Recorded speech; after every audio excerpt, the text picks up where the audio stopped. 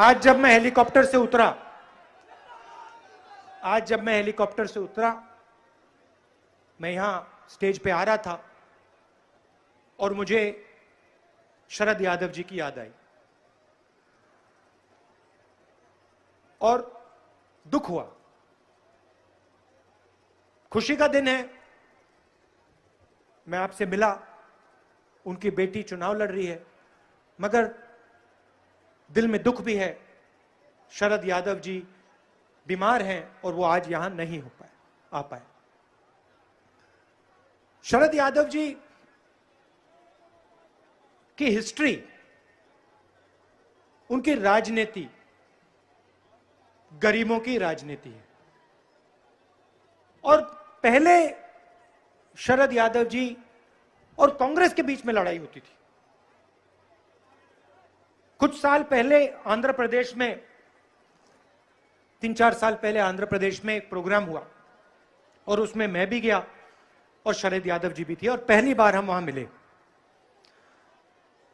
और शरद यादव जी का मैंने भाषण सुना, पहली बार मैं स्टेज पे मिला। और फिर जब हम वापस जा रहे थे, मैंने देखा कि काफी भीड़ थी, धक्का मुक्की चल रही थी। तो मैंने देखा कि शरद यादव जी खड़े थे, तो मैंने शरद यादव जी से कहा कि आप मेरे साथ चलिए, और मैंने उनको अपनी गाड़ी में बैठा लिया। और 2 घंटे का रास्ता था और मैं आपको बताना चाहता हूं कि 2 घंटे में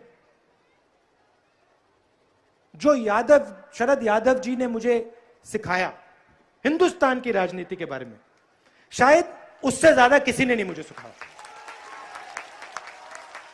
और आज मैंने उनकी बेटी से कहा, आपने देखा होगा कि मैं स्टेज पे उनसे बात कर रहा था।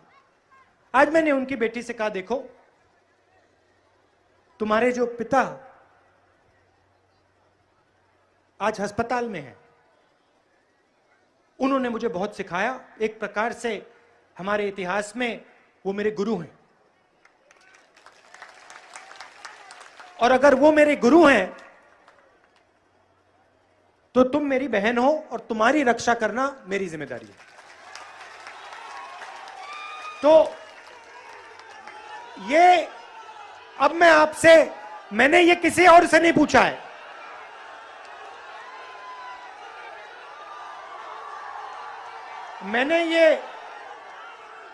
मैंने ये बात बिहार के चुनाव में किसी और भाषण में नहीं कही है जो मैं अभी कहने जा रहा हूं। मैं आपसे गारंटी चाहता हूं कि शरद जी की बेटी को आप चुनाव जिताओगे। मैं अपने लिए नहीं कह रहा